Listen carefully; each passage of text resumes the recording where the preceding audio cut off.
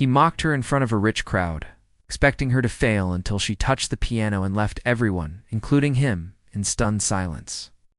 Emily was a young woman who worked quietly as a waitress in a fancy restaurant in Los Angeles. Ouch. She wore a simple black uniform every day and carried a small notebook in her apron pocket. Most of the people who came to eat never really noticed. They saw just another server who brought them food and drinks with a polite smile and calm voice.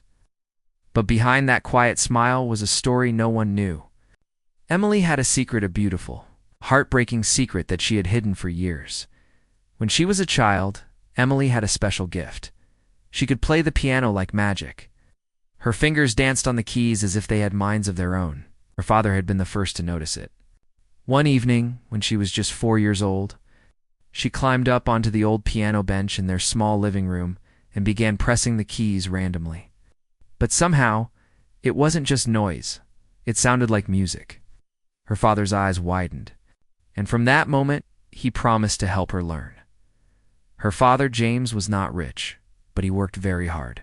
He had a construction job and often came home with sore hands and dirt under his nails. But no matter how tired he was, every evening he would sit beside Emily while she practiced.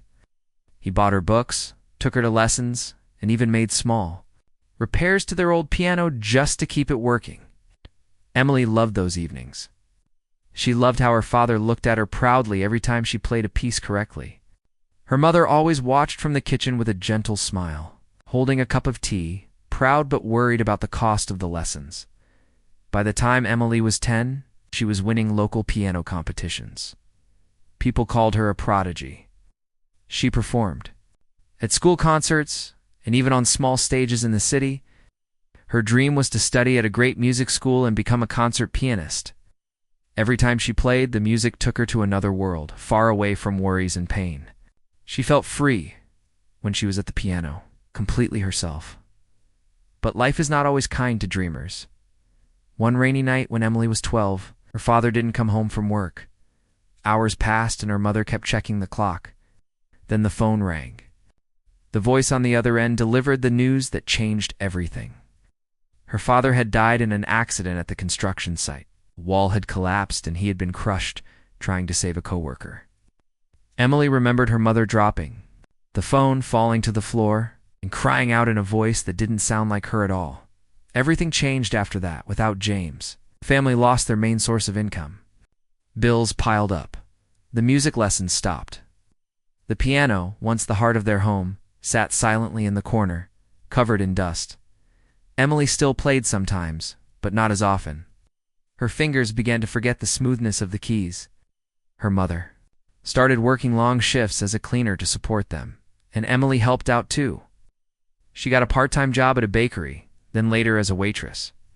Music became a dream pushed to the back of her mind, a dream that hurt too much to think about. As the years passed, Emily became used to her new life. She was still kind and gentle, but quieter now, almost like a shadow of the girl she used to be. People around her didn't know about her past. She never talked about the piano. It felt like something from another lifetime. The pain of losing. Her father and her music at the same time had left a wound that never really healed. She often worked long hours at the fancy restaurant, serving rich people who barely looked at her. They came in wearing designer clothes, laughing loudly, and speaking as if the world belonged to them. Emily moved between the tables, carrying trays, refilling glasses, and offering polite smiles. Some of the customers were kind. Some were rude. But she treated them all the same, calm, respectful, quiet. There was a grand piano in one corner of the restaurant. It was beautiful, polished, and untouched. Sometimes after her shift ended and the restaurant emptied out, Emily would walk over to it. She would just look at it, remembering the feel of the keys under her fingers. A few times, when no one was around, she would sit down and press a few notes, soft and slow. The sound made her eyes fill with tears, but she never played for long. She always stood up quickly, wiped the bench, and walked away as if nothing had happened. Her coworkers didn't know about her past. They knew she was quiet, smart, and hardworking. But they didn't know that the same hands carrying heavy trays once played Beethoven and Chopin with perfect grace. She never told them. She had locked that part of her life deep inside her heart, afraid to open it again. Music had once been her whole world. But now it was only a memory, beautiful and painful at the same time. Every night, before going to sleep in her small apartment, Emily would close her eyes and imagine playing on a big stage again. She would hear the sound of applause, see her father smiling in the front row. But then she would open her eyes and remember the truth. She was just a waitress now. No one knew her story. No one knew her gift. And maybe, she thought, no one ever would. But destiny has strange ways. Sometimes it watches silently for the right moment. Sometimes it hides until the perfect time comes to reveal something wonderful. Emily didn't know it yet. But her moment was coming. A night was approaching when her hidden talent would no longer stay hidden. A night when the world would finally see what she had kept locked inside for so long. She would be forced into the spotlight in the most unexpected way. Everything would change after that. But for now, she was just a quiet girl, working in the background, carrying plates, smiling politely and hiding a treasure in her heart that the world had almost forgotten. And that treasure was music. It was a bright Saturday evening, and the restaurant where Emily worked looked even fancier than usual. Gold and white flowers were placed on every table, and shiny crystal glasses sparkled under the soft lights. The entire staff was busy preparing for a big private party that had been booked weeks ago. The guest list included rich business people, celebrities, and powerful socialites. Everyone was told to be on their best behavior. Emily didn't mind. She had worked many private events before. She knew how to blend in with the walls, to move between tables quietly, always polite, always invisible. The party was being thrown by a man named Brandon Chase. He was a millionaire, known for his flashy lifestyle, expensive cars, giant houses, private jets. Brandon had it all. He owned real estate, hotels, and even some tech companies. But what he was most famous for was his attitude. He loved attention, loved being the loudest person in the room. He made fun of people who had less than him and believed that money made him better than everyone else. As guests began to arrive, Brandon walked in wearing a designer suit and a golden watch that probably cost more than a car. He shook hands, laughed loudly, and made sure everyone saw him. He ordered the most expensive drinks, bragged about his latest business deal, and even showed off videos of his luxury vacation in Dubai. He liked being the center of attention, and the people around him acted like everything he said was brilliant, even when it was in single quotes and passed around appetizers. She kept her head down and avoided eye contact. She had seen people like Brandon before, rich men, who liked to make jokes at the expense of others. They usually ignored the staff unless they wanted something. He looked at everyone as if they were there to entertain him, like pieces in a game. And he noticed Emily.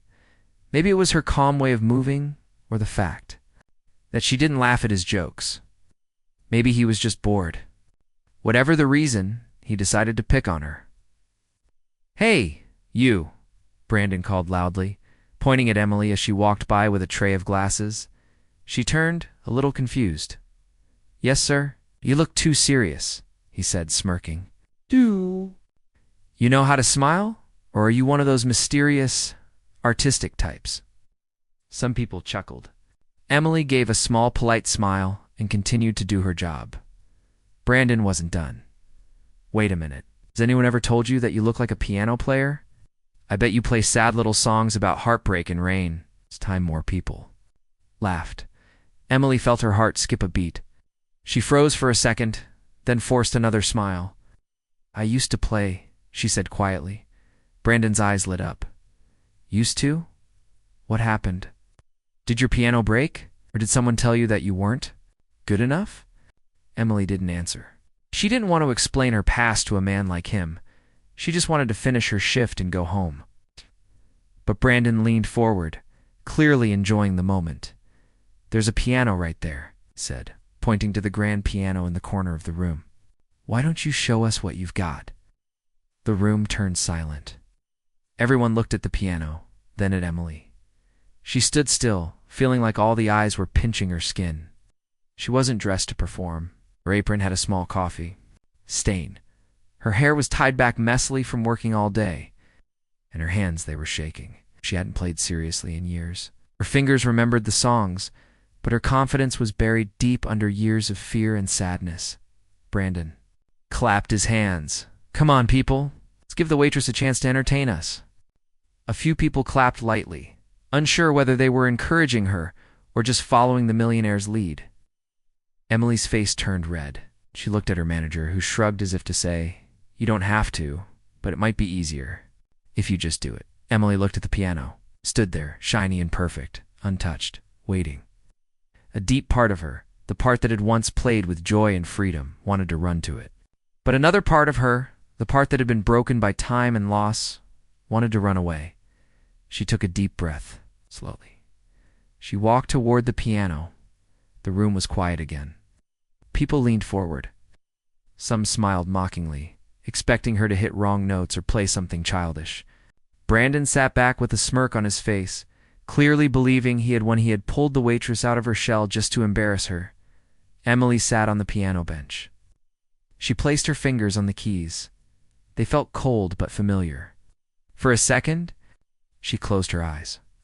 In her mind, she saw her father sitting beside her, nodding gently. She remembered the evenings they had spent together, the competitions, the music, the dream.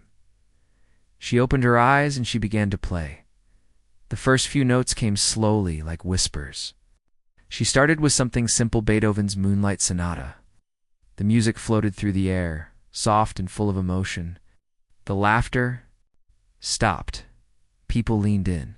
Her fingers moved faster, with more strength. She wasn't thinking anymore, she was feeling. The piano wasn't just an instrument. It was her voice, her story, her truth. Brandon's smirk faded. He sat up straight. This wasn't a joke. This wasn't a waitress fumbling on the keys. This was something else. Emily transitioned into Chopin, then into a piece she had written. Herself when she was 30, a piece full of sadness, longing, and love. Every note told a part of her story. The little girl with big dreams, the father she lost, the silence that followed, and the music that still lived inside her. When she finally stopped playing, the room was completely silent. No one moved. Then someone began to clap. Then another. Soon the entire room was applauding. Some people even stood up. Few wiped tears from their eyes. They weren't clapping for a waitress anymore. They were clapping for a musician, for an artist, for a soul that had just touched theirs. Emily stood up slowly. She bowed slightly, not knowing what else to do. Her face was calm, but her heart was beating fast. Brandon didn't say a word. Looked stunned. His plan to make fun of her had backfired. He had tried to humiliate her, but ended up giving her a stage. Emily walked back to the kitchen. Her coworkers stared at her in shock. "You never told us you could play like that," one whispered. Emily smiled softly. No one ever asked. That night, everything changed. The video someone took of her performance would soon go viral. But Emily didn't know that yet. All she knew was that, for the first time in years, she had played again, not in a practice room, not in secret, but in front of people. And they had listened. Her dream had been asleep, buried under fear and pain. But now, it was waking up, and the world had just heard its first song. As Emily's fingers moved over the piano keys, something magical happened in the room. At first, the people around her didn't expect anything special. They were rich guests, used to private shows, loud parties, and background music. Most of them had laughed when Brandon made the joke and called her to play. Some even had their phones ready to record her mistake, thinking it would be funny to watch a waitress struggle. But the moment she played the first few notes, the air in the room changed. The music was soft and deep. It was Beethoven's Moonlight Sonata. And it was not just played well, it was played with emotion, as if each note came from a place. Inside her heart, the guests who had been talking fell silent. Glasses stopped clinking. Conversations ended mid-sentence. The room, which had been full of laughter and noise just seconds ago, now held only the sound of the piano. It was as if Emily had cast a spell, and the spell was made of music. Brandon leaned back in his chair, expecting the song to collapse after the first minute. But as she continued, he sat up straighter. He was not smiling anymore. This wasn't just a waitress trying to impress people. This was someone who truly knew how to play. Her fingers moved like they belonged to the piano. Her eyes were half closed and she wasn't looking at anyone. She wasn't playing to show off. Ow. She was playing like the music was flowing through her body, like it had been locked inside her for years and was finally being let out. One of the guests near the piano, it's an older woman in a pearl necklace, put her hand on her chest. Tears filled her eyes. The song was touching something deep in her, a memory maybe, or an emotion she had buried long ago. Another guest, a music teacher, recognized the depth in her playing. He whispered to his friend, "She's not just good, she's gifted." The piece moved from soft to powerful, so did the feelings in the room. Emily switched to a more dramatic piece by Chopin, and it hit like a wave. The music filled every corner of the room. Some people closed their eyes just listening. Some stared at her in disbelief.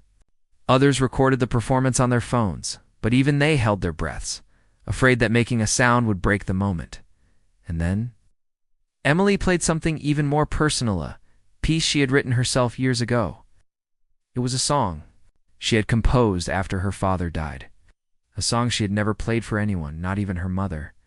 The notes were sad and beautiful, full of longing and quiet strength. They told the story of a little girl who had lost everything but kept going. They told the story of dreams buried deep but never truly gone. And as she played, the people listening felt like they could see that story like they were living it. With her, no one laughed now. No one even moved. Brandon stared at her with wide eyes. The woman he had tried to make fun of, the one he thought would make a fool of herself, had become the center of everything. Everyone was watching her. Everyone was listening, and no one was paying attention to him. When Emily finally lifted her hands from the piano, there was a long silence. For a moment it felt like the room had forgotten how to breathe. Suddenly, the silence broke. Someone clapped. Then another. Then a third. And soon, the entire room was full of applause. People stood up from their chairs. They cheered. Some had tears running down their cheeks. It was not just polite clapping. It was real. It was full of surprise, of respect, of awe. Emily stood up slowly. She was shaking, but not from fear this time. It was from something else. Maybe happiness, maybe relief, maybe the feeling of coming back to life. She had played in front of an audience again. Not just any audience, but one that had tried to laugh at her. And she had silenced them all with music. As she walked away from the piano, people tried to talk to her. Some called out asking her name. A man reached out to shake her hand. A woman tried to hug her. But Emily just smiled politely and slipped into the kitchen. She needed a moment to breathe. Her coworkers stared at her in shock. Emily, one of them, said, "What was that?" You're amazing." Another cook came running from the back, wiping his hands on his apron. "People are asking about you. They want to know where you studied. They want to book you for events." Emily leaned against the wall, still trying to calm her racing heart. It didn't feel real. It felt like a dream, one of those dreams where everything goes right, where the world finally sees you. A few minutes later, her manager walked in, holding his phone. "Emily, you won't believe this. Someone uploaded your video already. It's getting shared like crazy." She didn't know what to say. Just a few hours ago, she was serving drinks and trying to survive the shift. And now, strangers were calling her name. Strangers who had never even cared to look at her before were clapping for her. Back in the party room, Brandon sat with a frozen look on his face. His friends weren't gathered around him anymore. They were talking about Emily. Someone showed him the video on their phone, already getting hundreds of likes and comments. "Who is she?" Someone asked. "I heard she's just a waitress." Another replied, "No way. That's not just a waitress, that's someone special." Brandon felt something new. Not anger, not embarrassment, but something like being small. He had all the money, all the power, but in front of that piano, none of it mattered. Emily had made everyone feel something he couldn't buy. She had done in 10 minutes what he never could: make people forget everything else and just feel. One of the guests, a famous music agent, approached Brandon. "Did you know she could play like that?" Brandon shook his head slowly. "No. I thought she'd be terrible. I was trying to make a joke." The agent raised an eyebrow. "Well, your joke might have just made her career." That night, as the party came to an end, many people left talking about the food, the drinks, the fancy decorations. But most of them talked about Emily, the waitress who wasn't just a waitress. The girl who sat at the piano and told a story. Without saying a single word, Emily didn't stay for the end of the party. She finished her shift and walked home alone. The night air was cool and quiet. Her phone buzzed with messages from coworkers, links to the video, and even a few strangers who had somehow found her social media. But she didn't check any of them. She just walked slowly, her heart full. She had played again. She had faced her fear, remembered her dream, and shared her soul with the world. And the world had listened. As she reached her apartment and opened the door, she turned around and looked at the sky. The stars above seemed to sparkle a little brighter than usual. She smiled. She didn't know what was coming next, but for the first time in years, she was ready. The piano had been silent for too long. Now it was awake again. So was she. Emily didn't sleep much that night. After she got home from the party, her mind was still spinning. The sound of applause, the feeling of the piano keys, and the look on people's faces kept playing in her head like a movie. She lay in bed, staring at the ceiling, wondering if everything that happened had been real. A part of her felt like it was all just a beautiful dream. But when she finally checked her phone in the early morning, she realized it was very real. Her phone was full of notifications. Dozens of messages, calls, and tags were flooding her screen. Someone from the party had recorded her piano performance and posted it online with the title, "Waitress stuns rich party guests with piano talent." The video had already gone viral. In just a few hours, it had thousands of views. By noon, it had millions. People in the comments were shocked and inspired. "Who is this girl? Why is she not on stage already?" cried watching this. "She plays with so much feeling. Someone give her a record deal." News websites picked up the story. It was shared on social media pages, music blogs, and even on television. By the next day, Emily's face and name were everywhere. The quiet girl who served drinks had become the center of attention in a way she had never imagined. At first, she didn't know how to feel. It was overwhelming. She had always stayed away from the spotlight, afraid that her old dream would never come back. Now, the spotlight was chasing her. Calls started coming in. A famous talk show invited her to appear as a guest. A music conservatory offered her a scholarship. Talent agent asked if he could represent her. People from around the world messaged her, thanking her for her performance and saying how deeply it had touched them. Some shared their own stories of loss and broken dreams. Emily was surprised by how many people understood her pain and her journey through her music. One of the most unexpected calls came from a film producer who wanted to use her story for a short documentary. Another came from a famous pianist who offered to mentor her. She couldn't believe it, all those years of silence, of hiding her gift. And now the world was suddenly listening. But even with all the excitement, Emily stayed humble. She still helped her mom clean the small apartment they shared. She still drank her favorite cheap coffee in the morning. The fame didn't change who she was. What changed was the way people saw her now. Not just as a waitress, but as a true artist. Her coworkers at the restaurant couldn't stop talking about her. When she returned to work a few days later, the staff welcomed her with cheers and flowers. Customers who had seen the video came in just to meet her. Some asked for autographs. Others gave her small gifts. The piano in the corner was no longer just decoration. It had become a symbol of her story. Even her manager, who had always been serious and quiet, smiled and said, "I guess we'll need to find a replacement soon. You're too big for this place now." But Emily didn't leave right away. She stayed for a little longer, wanting to end her job on her own terms. She helped train a new server, cleaned up after hours, and continued to be the same polite and respectful person she had always been. One afternoon, she received a message that surprised her the most. It was from Brandon Chase, the millionaire, who had tried to embarrass her at the party. At first, she didn't want to open it. But after thinking for a moment, she did. The message was simple. It said, "I owe you an apology. What I did was wrong. You didn't deserve that. You're incredibly talented, and I'm truly sorry." Later that week, Brandon requested to meet her in person. Emily agreed, curious about what he would say. They met at a cafe. He looked different, quieter, more serious. He admitted that he had acted like a fool. He said that watching her play had changed something in him. He didn't make excuses.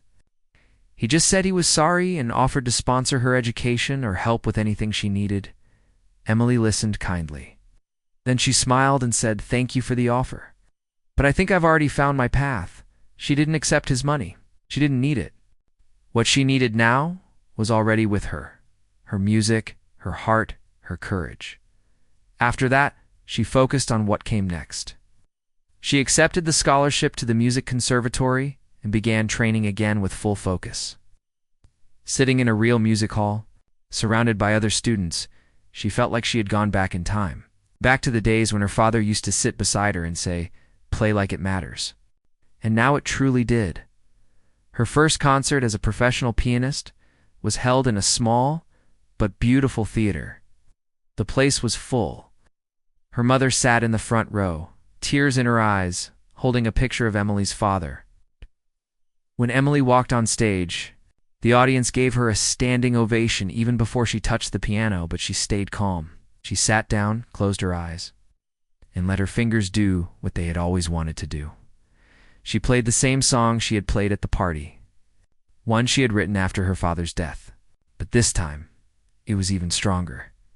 She wasn't just playing for herself anymore. She was playing for everyone who had ever lost something, for everyone who had given up on a dream, for everyone who needed to believe that it was never too late. When the concert ended, people clapped for several minutes without stopping. Reporters rushed to speak to her. Musicians asked to collaborate. She had stepped into a new world now, a world where her gift could grow and inspire others. She also started a small project with her scholarship money and savings. She created a foundation to support young children from poor families who wanted to learn music. The foundation gave them instruments, teachers, and hope. Emily remembered how much it had meant when her father believed in her. She wanted to be that person for other children. News outlets loved her story even more after that. The waitress who stunned a party had become a professional pianist and a music supporter for poor kids. Her name was known around the world now. The attention, Emily never forgot who she was. She kept her father's picture on her piano at home. She practiced every day, not for fame, but for the love of music, for the little girl she used to be, and for the people who had believed in her. One evening, as she sat alone in her small apartment, she looked at her old uniform from the restaurant. She folded it neatly and placed it in a box. It wasn't a symbol of her struggle anymore. It was a reminder of her journey, a reminder that even the quietest people, even the ones others ignore, can have the loudest voices when they speak from the heart. Emily had found her voice again. And this time, she would never let it be silenced. The night of Emily's first official concert as a professional pianist was something she would never forget. The small music theater where it was held had a beautiful stage, shining wooden floors and lights that warmed the air like sunlight. People had come from different cities just to see her play. Some had seen the video of her at the party. Others had read about her story in the newspapers or watched her interviews on TV, and many were simply curious about the girl who had once been a waitress but now stood ready to become a star in the music world. Emily stood backstage wearing a long black dress. Her hands were cold, and her heart beat fast. She could hear the soft chatter of the audience and the gentle sounds of people taking their seats. She took a deep breath. On the front row, she knew her mother was sitting, holding a small framed photo of her father, the man who had believed in her from the very beginning. Emily had promised herself that no matter how far she went, she would always carry her father's love with her. As the host of the concert announced her name, the crowd began to clap. Emily stepped onto the stage. The lights felt bright on her skin. She bowed once and sat at the piano bench. The piano in front of her looked grand, polished, and powerful, but it didn't scare her. It felt like an old friend. She placed her fingers on the keys and closed her eyes. For a moment, everything became quiet inside her. No fear, no noise, only stillness. Then she began to play. She chose the same piece she had played at the Millionaire's party, the one she had written herself after her father died. But this time, it sounded fuller, deeper.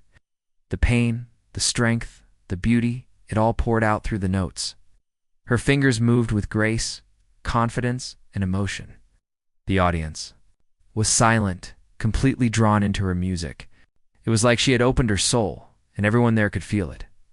When she finished, there was a few seconds of silence, followed by loud applause. People stood up, clapping with all their hearts. Some shouted her name. Others had tears in their eyes. Emily stood, bowed again, and gave a small smile. It wasn't just happiness she felt, it was peace. She had found her way back to the stage, and the world had welcomed her. That concert was just the beginning. In the weeks that followed, Emily received more invitations to perform at music halls and festivals. Some were small and local, while others were international events. She traveled to different cities and countries, performing in front of large audiences. But no matter how grand the place, Emily always played with the same honesty and emotion she had that night at the party. She didn't care about showing off. She played to touch hearts, to share feelings, and to keep the memory of her father alive. In every performance, her story continued to spread. She was interviewed by famous talk shows, invited to radio stations, and featured in magazines. Headlines read things like, "From Apron to Applause," and "The Waitress Who Played the World's Heartstrings." People from all over the world sent her letters and messages. They told her how her story gave them hope. Some were young musicians who had lost their way. Some were parents who wanted to believe in their children's dreams. And others were simply people who had felt invisible for too long. But even with all the fame, Emily stayed grounded. She didn't move to a big mansion or start living a fancy life. She stayed in the same apartment with her mother, though they did fix it up a little to make it more comfortable. Emily still cleaned the kitchen, watered her plants, and walked to the market like anyone else. She liked the simple things. It reminded her of who she was. One of the most beautiful things Emily did with her fame was starting her foundation. She named it Keys of Hope. The foundation helped children from poor families get music lessons, instruments, and support. Emily remembered how hard it had been to lose her piano lessons after her father died. She didn't want any child with talent and passion to be left behind just because of money. With the help of sponsors and fans, she opened small music schools in different neighborhoods and even gave scholarships to young students. Every few weeks, she would visit one of the music schools, sat with the children, listened to them play, and shared her own stories. They didn't just see her as a star. They saw her as someone like them, someone who had fallen and gotten back up again. Emily told them, "Even if the world forgets you, don't forget yourself. Your gift matters. Your voice matters." As the years passed, Emily became more and more respected in the music world. She worked with orchestras, composed music for movies, and even released her own album. But no matter how successful she became, she never forgot the night everything changed that night when Brandon Chase pointed at her and told her to play, expecting her to fail. People often asked her if she hated him for what he did. Emily always gave the same answer: "If he hadn't dared me to play, maybe I never would have sat at that piano again." Sometimes even cruel moments can become blessings. In truth, Brandon's life had changed too. After Emily's rise to fame, he faced a lot of criticism. People called him a bully. His business image was hurt. But instead of getting angry, he took a step back. He quietly donated money to her foundation and other music programs. He didn't ask for credit. He just wanted to help. Emily forgave him. She believed people could grow. One day, several years later, Emily received an invitation from the same restaurant where it had all started. They were having a 10-year anniversary party and wanted her to perform as a guest of honor. At first, she smiled and said no, but later she changed her mind. She walked into the restaurant that evening, not as a waitress, but as a star, at a staff, most of whom were new, had heard of her, but didn't know she had once worked there. The manager gave her a warm hug and thanked her for coming. The piano in the corner still stood in the same place. When it was time to play, Emily walked to the piano. The lights were softer now, the room smaller than the concert halls she was used to. But to her it was special. It was where her second life began. She sat down and played a simple tuna suite, joyful melody she had written just days before. It was a song of gratitude. Gratitude for the journey, for the people who believed in her, for the struggles that shaped her, and for the chance to share her music with the world. The audience clapped, of course. But more than that, they felt connected. They didn't just see a famous pianist. They saw a girl who had once been broken, who had picked up the pieces one by one, and who had built something beautiful out of her pain. As Emily left the restaurant, that night, she looked up at the stars and smiled. Her dream had come true, not in the way she had expected as a child, but in a way that was even better. She had lost her way once, but music had brought her back. She was no longer the invisible girl in the background. She was a voice, a light, a melody the world would never forget. And somewhere, in the quiet corners of every concert hall she played in the laughter of every child she helped, and in every soft piano note that drifted into the night, her father's spirit was there, smiling, proud, and forever listening.